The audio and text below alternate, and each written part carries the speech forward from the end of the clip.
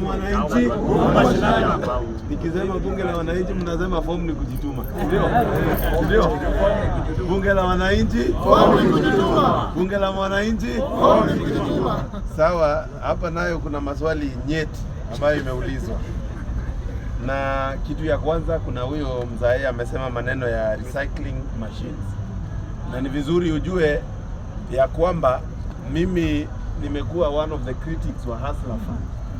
Hiyo Hustler Fund, kama kuna mtu alikuwa excited wakati nilisikia Hustler Fund inaanzishwa ni mimi.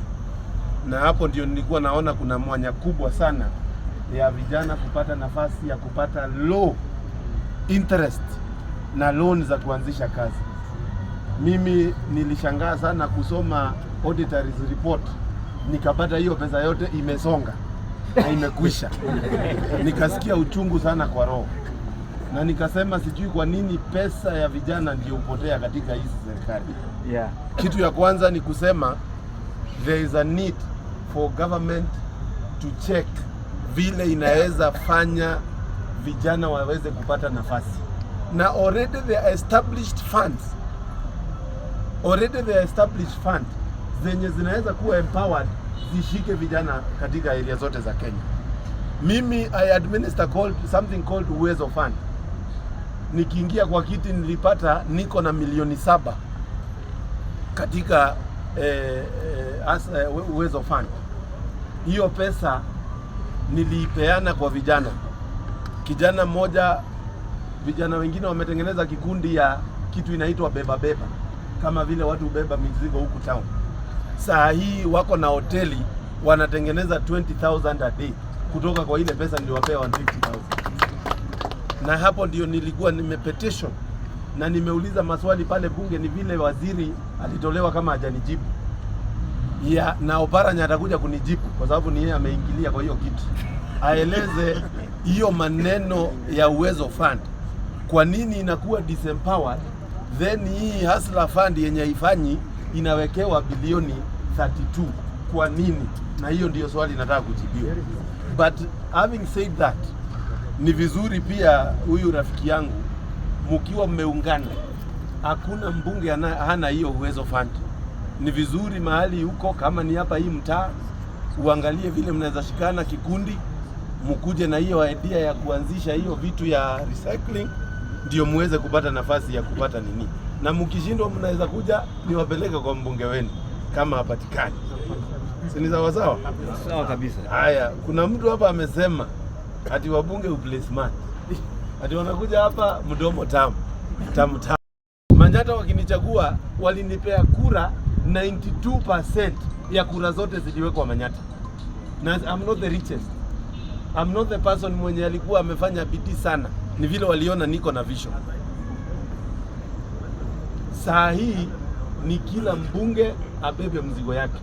Me, I believe the people are supreme, na nitaendelea kusikiza wananchi ndio niweze kuwahudumia vizuri. Na mimi nimejua wananchi they are patriotic. Ile vitu inaudhi nyinyi si vitu ambayo inasaidia nchi. Hapa kuna watu wameongea wengi sana maneno ya corruption. Na mnakasirika sana mkisikia maneno ya corruption. Hiyo ni patriotism, si kweli? That's why nasema ukisikiza wananchi unaweza jua what to do and what not to do. Na hiyo ndio kitu mimi nimesoma na nitaendelea kusukuma hivyo.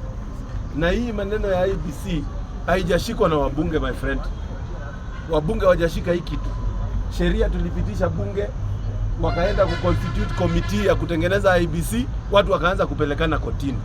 Although inakaa there is a hidden agenda katika hizo makesi, ndio kusikue na a formed IBC by 2027. Hey. Ya muhimu ni kwamba hao watu wakuwe patriotic, watoe hizo kesi kotini, tuweze kufanya kazi ya kupanga nchi yetu ya Kenya.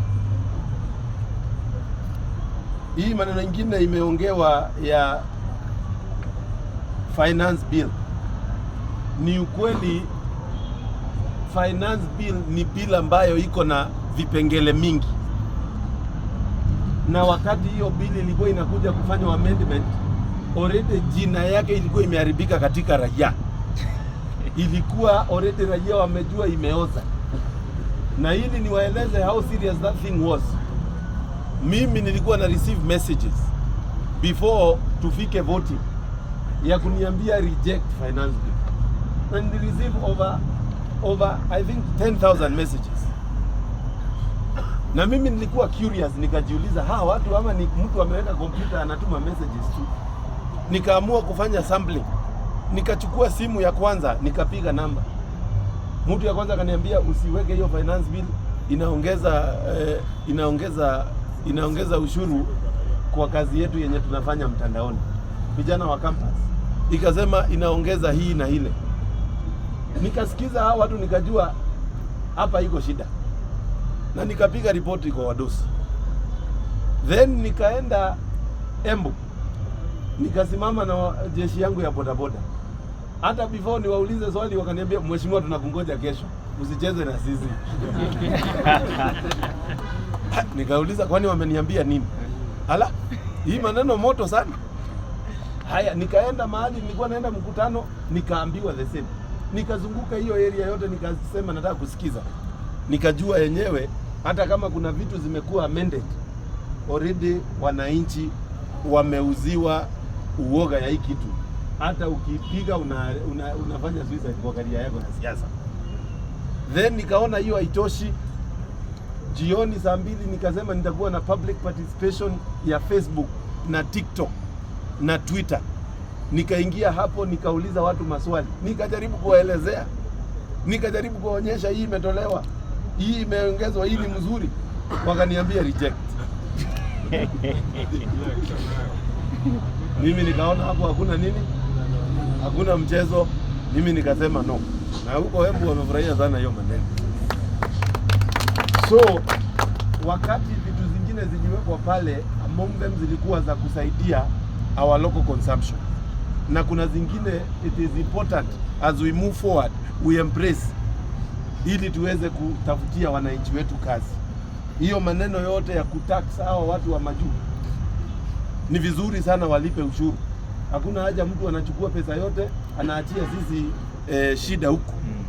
Wewe unanunua gari yako Uber, unaweka gari yako Uber, dakika within 2 months gari inahitaji bushes juu ya kutembea. Huwezi weka bushes kwa sababu pesa yote imeenda na watu wananunua gari tena. It is important hata serikali iweke mikakati ya kuhakikisha tumeembrace local solutions katika hizi vitu, kwa sababu hata ukijitengenezea Uber yako, so we need to embrace it as Kenya. That is my bill and that is what my bill is talking about, kuhakikisha ile kitu imetengenezewa huku tumeiembrace zaidi. Na hiyo ndio kitu ya muhimu. Sasa kuna swali imeulizwa hapa very important, msimamo ya young MPs on matters adani. Na mimi wacha niseme hivi, katika bunge ni vizuri sana ukue ni mtu ambaye unasikiza vizuri.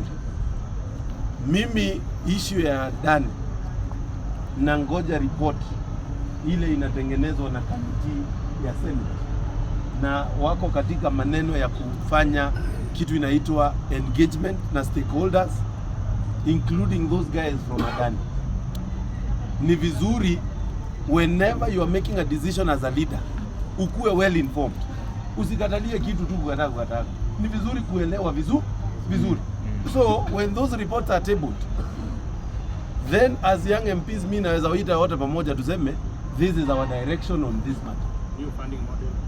On the new funding model, I was among the most vocal people. We are holding the PS and the CS to account. Na nimewaita mikutano katika Kenya School of Law, Kenya School of Government. Tumeenda na wao mpaka constituency, na tumesimama kidete na members wa leaders katika katika university zetu kuhakikisha wamepata nafasi ya kuongea. Na hivi you have realized as we are speaking right now, kutoka waform ile committee wametengeneza ya university leaders, hizo vitu zimeenda chini kidogo on matters complex. But it's important that serikali imesoma kitu ya kwamba wakati tuna introduce something new, ni vizuri kwanza ieleweke na wananchi completely before iende kukua implemented. Na hiyo ni kitu tumesoma na itabidi iendelee kusukumwa, kwa sababu that is the best way to do things. Hii maneno ya SHA, maneno ya health, mimi I was against kubadilisha ile model tumefanya ya NHIF before tukue na concrete method ya kuhakikisha wananchi wanaendelea kuendelea na benefits zao. But now that we are here, ile kitu ya muhimu ni kuhakikisha hiyo SHA imefanya kazi. Leo nimereceive simu kutoka kwa mtu wako Kikuyu Hospital akiniambia anahitajika 35,000 kwa sababu wamesema watumii SHA. Nikakupigia mdosi wa hiyo hospitali akaniambia leo ndio wamejienroll katika maneno ya SHA na kutoka kesho wanaanza kuhudumia watu. So this is a normal process ya uptake ya hii kitu, but it is important as we move forward tuhakikishe ya kwamba we do thorough public participation. And that brings me to hiyo maneno yenye imetajwa hapa ya public participation. Public participation under the act iko under article 35 in the Constitution of the Republic of Kenya, lakini akuja kuwa na guidelines za what we call a good public participation. Na bunge lazima tufanye kazi yetu kuhakikisha tumeweka ile public participation bill yenye itafanya guidance ya ile maneno wewe umeongea na yake, so that hiyo maneno umesema muliongea mjue muliongea na story yenu ilifika na ikasikizwa na ikakuwa noted. As of right now, hata leo nikuje hapa nichukue watu 3 niwaulize mnapinga ama mna support, waseme tuna support, wasaini hiyo document, umefanya public participation na hakuna swali. There is a need for more guidance on the public participation law so that we are able to ensure that law is supposed to serve what the makers of the constitution made wakati walitengeneza hiyo maneno. Kuna swali imeulizwa ya recall clause ya members of parliament. Very important. Very important. Kwani mnataka kunitoa? Mimi niko sawa? Wewe uko sawa? Mimi niendelee? Na uongeze na miaka 7 hiyo. Kama mnasema niendelee. Endelea. While you are away. Na hiyo miaka 7 kuzie. Mimi nasema hivi. Miaka 7. Na niseme hivi na nirudie kwa sababu nilisema mara ya kwanza. The only way you are supposed to lose mandate as an elected leader ni kama umepoteza ile confidence ulichaguliwa nayo wakati ulipewa nafasi. Na there should be a clear process. That's why nimesema, na nilikuwa nimesema hapo awali, watu ndio wanafaa kuamua hii kitu zaidi kuliko sisi wabunge na sisi watu ya Senate na wengine. There should be clear guidelines ya kuhakikisha mtu ambaye anataka kukua impeached, wananchi wake kwanza wamesema huyu hakwende nyumbani. Na ikifika hapo hata usingoje wewe resign, enda nyumbani. Na ikuwe unapigwa moto ya kwamba ikianza imeanza. Lakini hiyo sheria hata hii ya impeachment saa hii iko kotini, iko na a lot of improvement that is supposed to be made.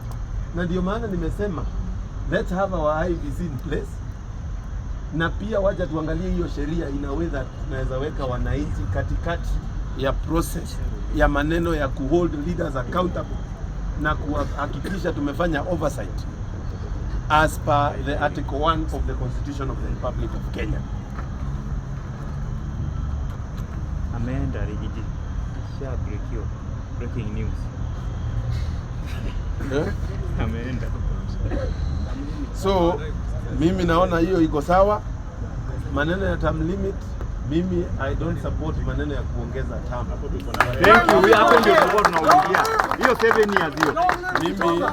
Mimi na propose kwa sababu 5 years are enough to do what you're supposed to do and you make your name. Yeah. Hakuna haja ya 7 years. Thank you. Ile kitu tutafanya ni tuhakikishe kiongozi akipewa mandate anajua ako na 5 year term, si sarakazi mingi yenye haisaidii wananchi. Mimi ukienda track record yangu Manyata in 2 years utapata mtu ambaye anajua in 5 years anarudi tena kwa uchaguzi. In 5 years anarudi tena kwa uchaguzi. ama nipromotiwe na wananchi. Sana mpunguze ya president kwa 2 years. Tuna promote president. Lakini tukiweka sheria ya kwamba mwananchi anaweza recall kiongozi wake, tuweke in a way that mwananchi ndiye supreme vizuri and anaweza exercise his power on removal and oversight of leaders. Mimi najua hata kutoa viongozi itakuwa rahisi, lakini watakuwa wanajua kufanya kazi is the only way ndio waweze kuendelea kuusavu wananchi. Kwa hivyo mimi nataka kusimamia hapo, mniruhusu nitatembea tena hapa. Sitaki tuongee wote mpaka nisahau kurudi hapa kwa bunge la wananchi. Si mtaniruhusu? Asante sana, Mungu awabariki. My sincere vote of thanks to bunge la wananchi members and also come for a photo, those who want photo. Come on.